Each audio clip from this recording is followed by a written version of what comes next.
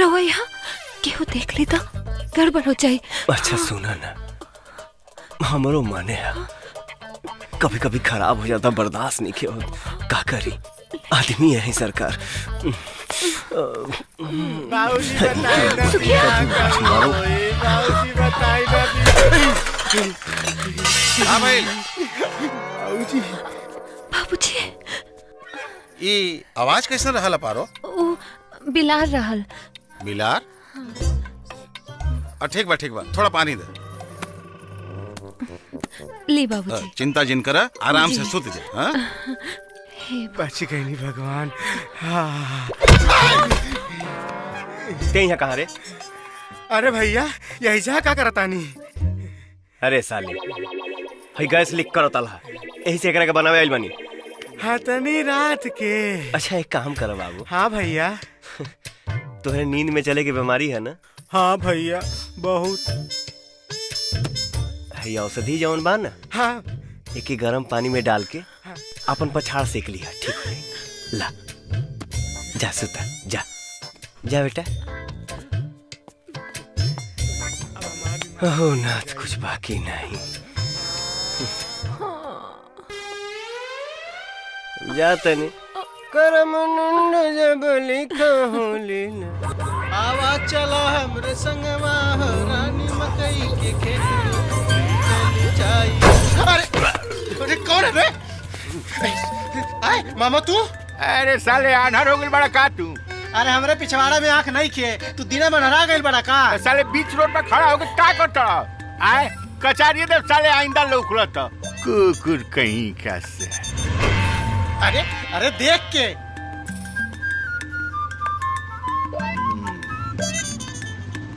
हमरा से धोखा।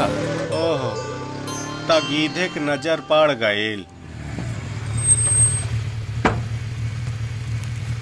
जीजा जी। अरे सिकंदर आवा आवा। जीजा जी रउआ मजाक मत करी, हम रउआ से बहुत नाराज बनी। हमारा अपराध तो बतावा।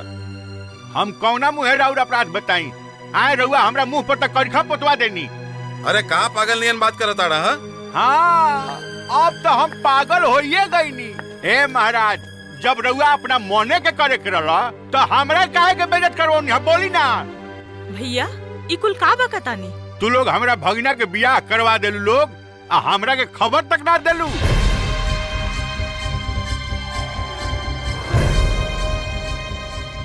अरे सूरज के बियाह हो गईल, ई तोहरा से के कहलस? अरे हम अपना आंख से देखनी है, प्रत्यक्षम किम प्रमाणम। अरे केकरा के दिखला है तू? बहू के देखनी है, राउर बहू के ऊपर छत पर कपड़ा पसार रही है। हमार आंख धोखा ना खा सके। तोहार आंखें ना, तोहार दिमाग भी धोखा खा गईल बा। अरे जेकरा के तू दिखले बाड़े वो बनारस से आइल बिया, अब यहाँ घर के नौकरानी है। नौकरानी?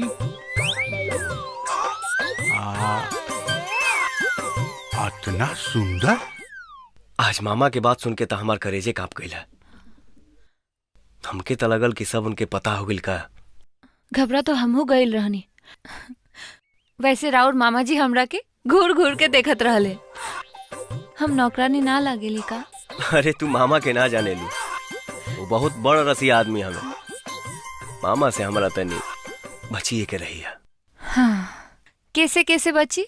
रउआ से बची, सुखिया से बची, अब मामा से भी बची। एमे तुहार कोनो दोस्त नहीं है मैडम, तू चीजें ऐसन बाड़ो। अरे अरे दरवाजा तो बंद कर दी। अरे हाँ हाँ हाँ, जोश में होश ना खोए के चाहिए, लेकिन क्या करी, बड़ी मुश्किल से तो कभी कभी मिले लू। जाई।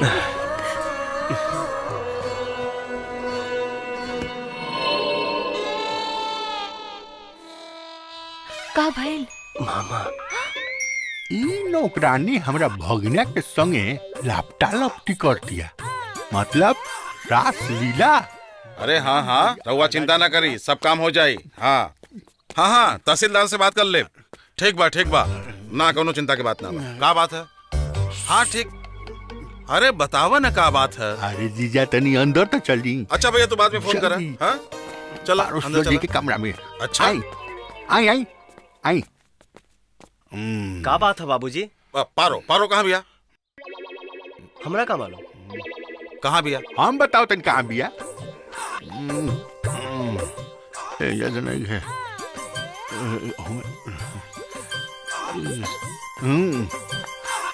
का भइल भैया? एमे का खोजता रह? पारो पारो। अच्छा पारो का चूहिया बिया जो उम्मे घुस जाई? हाँ अब पारो तो छत पे बिया। ऊ सुखिया के अंग्रेजी पढ़ावतिया। पारो छत पर बिया? तो वो कौन रहा? एजा टीवी में फिल्म चलत रहा है मामा। बुझ गई नी सिकंदर कि तू सठिया गइल बाड़े। चल चल चल चला चला चला बाहर चला।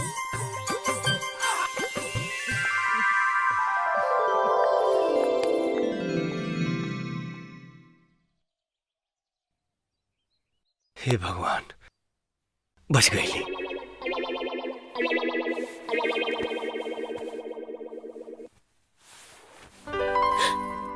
सब लोग गए? हाँ गई। हाँ। अब आगे का विचार बा? मामा जी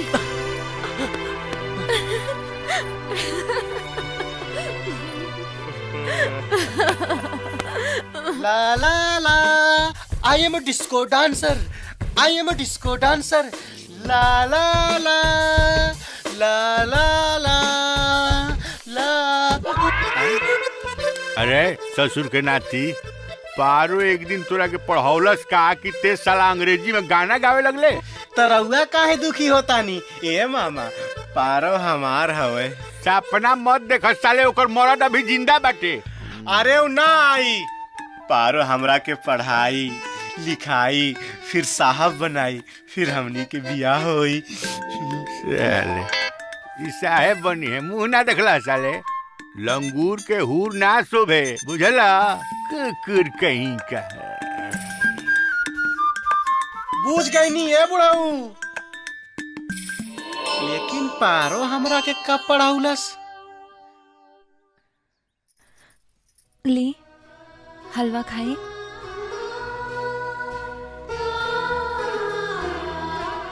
अपने हाथ से खियाओ ना।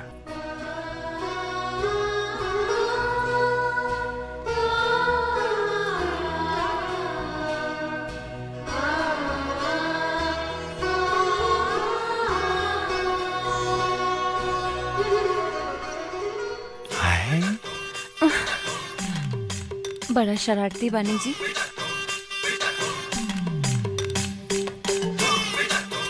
ई शरारत तोहरे चलते ना आई बा हमरा में। रुक आओ तनी।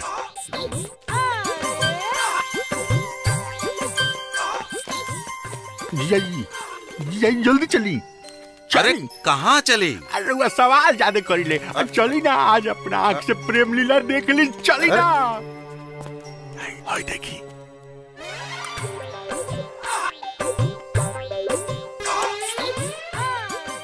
साले साहब कहाँ बिया पारो?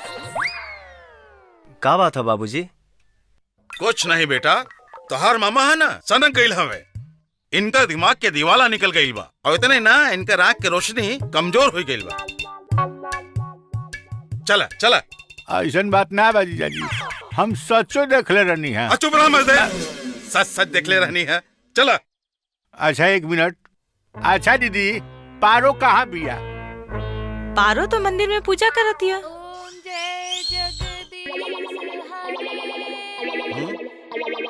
बोला हाँ?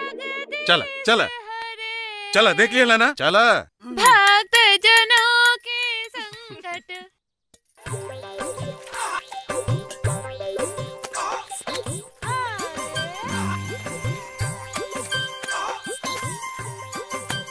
आज ही बनारस वाली के फंसा ले, ना तो ही हमरा भगिना के फंसा ली। 2 बेर तक गच्चा खोले बैठनी, बाकी आज ना गच्चा खाए। आज ना छोड़े तोरा के पारो। ए बनारस वाली।